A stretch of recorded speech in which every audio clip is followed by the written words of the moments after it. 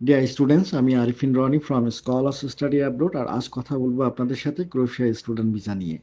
Croatia student visa নিয়ে কথা বলতে হলে শুরুতেই যে কমন যে কোশ্চেনটি আসে এবং সেটি হচ্ছে বাংলাদেশি স্টুডেন্টরা এমবিসি কোথায় ফেস করবে। যেহেতু আমরা জানি যে এমবিসি ইন্ডিয়াতে, কিন্তু আমাদেরকে ইন্ডিয়াতে যেতে হবে কিনা। গতবারের মতো কিংবা এর আগের ইনটেকগুলোতে যেমন আমাদের স্টুডেন্টদেরকে ইন্ডিয়া যেতে হতো, বাট বর্তমান সময় সেই টোটাল সার্ভিসটা আমরা বাংলাদেশ অবস্থিত ভিএফএস থেকে আমরা পাচ্ছি। ইতিমধ্যে আমি ভিএফএস এর সাথে কথাও বলেছি, তারাও আশ্বস্ত করেছেন যে আমাদের বাংলাদেশি স্টুডেন্টদের জন্য কোনোভাবে ইন্ডিয়া কিংবা নেপাল ট্রাভেল করতে হচ্ছে না। ডকুমেন্ট সাবমিশন থেকে শুরু করে লজিস্টিক সাপোর্ট পর্যন্ত আমরা ভিএফএস থেকে পেয়ে যাব। সো আজকে কথা বললো ক্রোয়েশিয়ান ইউনিভার্সিটিগুলোর ইয়ারলি ইনটেক, তাদের deadline, admission requirement, language requirement, others requirement এবং পাশাপাশি কিছু এক্সপেন্ডিচার, কোন কোন খাতে কোন কোন খরচগুলো চলে আসবে, এবং মেইনলি যখন আমরা এমবিসি সাবমিশন করব ঠিক সেই সময় কোন কোন বিষয়গুলো আমাদেরকে খেয়াল রাখতে হবে, সেই ওভারঅল বিষয়গুলো নিয়েই আলোচনা করব। শুরুতে বলে রাখি যে ক্রোয়েশিয়ান ইউনিভার্সিটিগুলো দুইটা ইনটেক হয়ে থাকে ইয়ারলি। একটি হচ্ছে জানুয়ারি ফেব্রুয়ারি এবং সেপ্টেম্বর আর অক্টোবর। এখন আমরা কাজ করছি সেপ্টেম্বর আর অক্টোবর ইনটেকের জন্য, যেটার অ্যাপ্লিকেশন পোর্টাল কিংবা অ্যাডমিশন অলরেডি ওপেন এবং আমরা অ্যাপ্লিকেশন করতে পারবো জুন পর্যন্ত। বাট এখানে একটা বিষয় শেয়ার না করলেই নয়, যেহেতু আমরা বাংলাদেশ থেকে অ্যাপ্লিকেশন করব, হ্যাগ অ্যাপোস্টাইটেলে বাংলাদেশের নাম চলে আসলো, যেটা এখনো পর্যন্ত বোর্ড হয়নি। এন্ড অফ মার্চ থেকে যেটা কার্যক্রম চালু হওয়ার কথা, হয়তো ওটা হয়ে গেলে তখন আমাদের সার্টিফিকেট রিকগনাইজেশন, লিগালাইজেশনের যে বিষয়গুলো আসে হয়তো সেটা থাকবে না।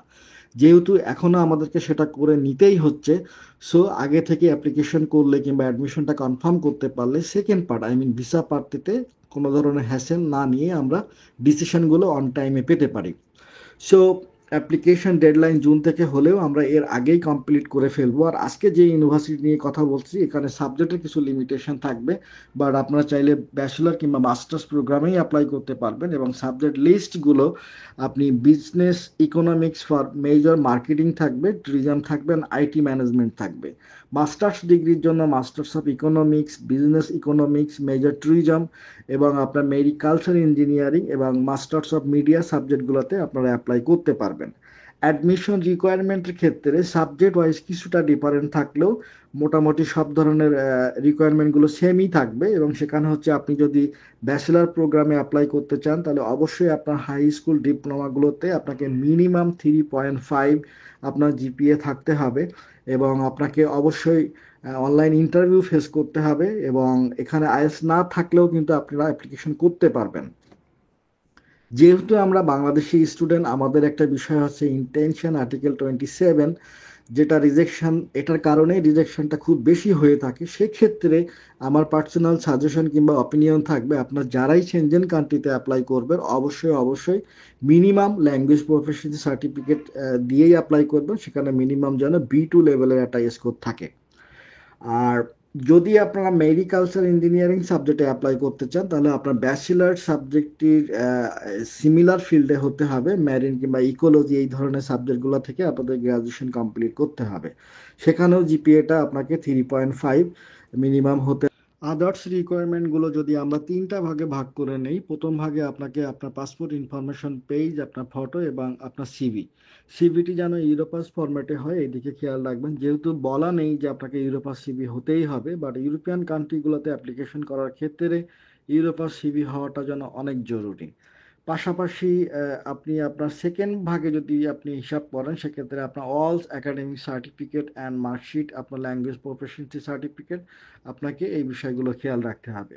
সর্বশেষ ধাপে যদি আপনি ব্যাচেলারের জন্য অ্যাপ্লিকেশন করেন তাহলে আপনার এইচএসসি কলেজ থেকে আপনি আপনার স্কুল টিচারের কাছ থেকে একটা কিংবা প্রিন্সিপালের কাছ থেকে আপনার লেটার অফ রিকমেন্ডেশন নিয়ে নেবেন। যদি আপনারা মাস্টার্স প্রোগ্রামের জন্য অ্যাপ্লাই করেন তাহলে আপনার লাস্ট ইউনিভার্সিটি থেকে ডিফারেন্ট দুইটা প্রফেসরের কাছ থেকে দুইটা রিকমেন্ডেশন লেটার নিয়ে নেবেন। এবং পাশাপাশি যে বিষয়টি খুবই ইম্পর্টেন্ট সেটি হচ্ছে যে আপনারা গ্যাপ, স্টাডি গ্যাপ অ্যালাউ করবে কিনা, স্টাডি গ্যাপ দিয়ে অ্যাপ্লিকেশন করতে পারবেন কিনা। হ্যাঁ, যদি আপনার স্টাডি গ্যাপ থাকে ব্যাচেলার ক্ষেত্রে 2 to 3 ইয়ার্স, মাস্টার্সের ক্ষেত্রে থাকতে পারে 4-5 বছর, ইভেন 6-7 বছর, এর ঊর্ধ্বে যাওয়াটা উচিত না। বাট আপনাদের জবটা আপনাদেরকে ফিল আপ করতে হবে। ব্যাচেলার লেভেলে আমি সবসময় বলি স্টাডি কন্টিনিউশন দিয়ে ফিল আপ করবেন যে ইউনিভার্সিটি আপনার রানিং পড়াশোনা করতেছেন। মাস্টার্স লেভেলে হইলে আপনাদেরকে অবশ্যই জব কন্টিনিউশন এবং রিলেটেড ফিল্ডে জব দিয়ে আপনাকে আপনার গ্যাপটা ফিল আপ করতে হবে। কস্টিং এর বিষয়টিতে আসলে এখন আপনারা দেখবেন যেহেতু স্পেসিফিক একটা ইউনিভার্সিটি নিয়েই কথা বলা, এখানে অ্যাপ্লিকেশন ফি নাই এবং ব্যাচেলর প্রোগ্রামে টিউশন ফি গুলো আপনার 2300 থেকে 3000 ইউরোর মধ্যেই আপনারা পাবেন এবং সেটি ইয়ারলি। অবশ্যই আপনাদেরকে আপফ্রন্ট ডিপোজিট করতে হবে। টিউশন ফি আপনার গেটিং ভিসা এই বিষয়টি আসলে এখন কল্পনা করা যাবে না, যেহেতু আমরা বাংলাদেশ থেকে অ্যাপ্লাই করব, আমাদের ইন্টেনশন নিয়ে অনেক অনেক কথা। মাস্টার্স লেভেলের জন্য আপনাদের রেঞ্জটা শুরু হবে 3000 থেকে শুরু করে 3500 ইউরোর মধ্যে ইয়ারলি, এবং সেটিও আপনাদেরকে আপফ্রন্ট ডিপোজিট করতে হবে।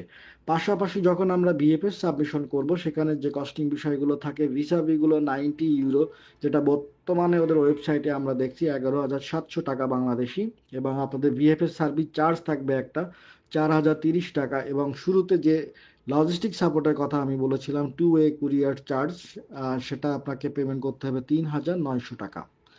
আর অ্যাডমিশনের যখন আপনি অ্যাডমিশন আই মিন অ্যাপ্লিকেশন করবেন এবং বিএফএস সাবমিশনের পূর্ববর্তী সময় আপনাকে আরও দুইটা বিষয় খেয়াল রাখতে হবে। একটি হচ্ছে আপনাদের পুলিশ ক্লিয়ারেন্স পিসিসিটা, এটা অবশ্যই লিগালাইজ করে নিয়ে আসতে হবে, এবং আপনার একাডেমিক ডকুমেন্টসগুলো student registration in the Croatian central application থেকে আপনাদেরকে রিকগনাইজেশন করে নিয়ে আসতে হবে।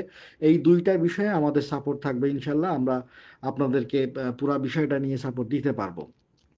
Finally, as per MBC instruction, যে ডকুমেন্টসগুলো আমাদের প্রয়োজন হবে বিএফএসএ সাবমিশন করার জন্য, যেটা চেকলিস্ট আপনারা তাদের ওয়েবসাইটে যেও দেখবেন, বাট মেইনলি যে বিষয়গুলো নিয়ে আমি কথা বলবো, প্রথমত হচ্ছে আপনার ব্যাংক সলভেন্সি কিংবা ব্যাংক স্পন্সর। এই স্পন্সর আপনারা কত টাকা দেখাবেন, এটা নর্মালি একটা কোশ্চেন, স্টুডেন্টরা প্রায় এই বিষয়টি জানতে চান। সব কস্টিংগুলো হিসাব করে যদি এখানে বলা যায়, সেক্ষেত্রে 12 থেকে 15 লাখ টাকা যদি আপনারা দেখিয়ে দেন, এটা হচ্ছে সেফ সাইড।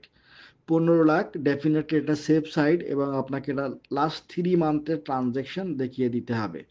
পাশাপাশি যে স্পন্সর যিনি হচ্ছেন, এটা ফার্স্ট ব্লাড হলে খুবই ভালো। যিনি স্পন্সর হবেন তার লাস্ট 3 বছরের ইনকাম ট্যাক্স রিটার্ন আপনাদেরকে দেখিয়ে দিতে হবে। এটার বিকল্প কিছুই না, এটা আপনাকে দেখাতেই হবে। লাস্ট 3 ইয়ার্সের ইনকাম ট্যাক্স এ বিষয়ে কোনো কথা থাকলে আমরা অফিসে বসে কথা বলতে পারি। হোয়াটসঅ্যাপ নাম্বার থাকতে পারে স্ক্রিনে দেওয়া, এখানে আমরা কথা বলে নিতে পারি ইনিশিয়ালি। এবং পরবর্তী যে বিষয়টি থাকবে সেটি হচ্ছে আপনার অ্যাকোমোডেশন। আপনাকে অ্যাকোমোডেশনটা পুঙ্খানুপুঙ্খভাবে দেখিয়ে দিতে হবে। এটাও ইম্পর্টেন্ট একটা ডকুমেন্টস ভিসা পাওয়ার ক্ষেত্রে। সো আশা করছি আমি ক্রোয়েশিয়া স্টুডেন্ট ভিসা নিয়ে মোটামুটি যে কোয়ারিজগুলো আমাদের থাকে নর্মালি, সে বিষয়গুলো নিয়ে আমি কথা বলতে পারছি। বাট এর বাইরেও যদি কোনো কোশ্চেন থাকে, স্ক্রিনে দেওয়া নাম্বার কিংবা ডেসক্রিপশন বক্সে গেলেও আপনি মোটামুটি লিখিত যে কন্টেন্টগুলো আপনারা পাবেন, সেগুলো থেকে আপনারা অনেক ইনফরমেশন পেয়ে যাবেন। তার বাইরে কোনো কোশ্চেন থাকলে আমরা ইনিশিয়ালি কথা বলে নিতে পারি, কিংবা খুব বেশি প্রয়োজন কিংবা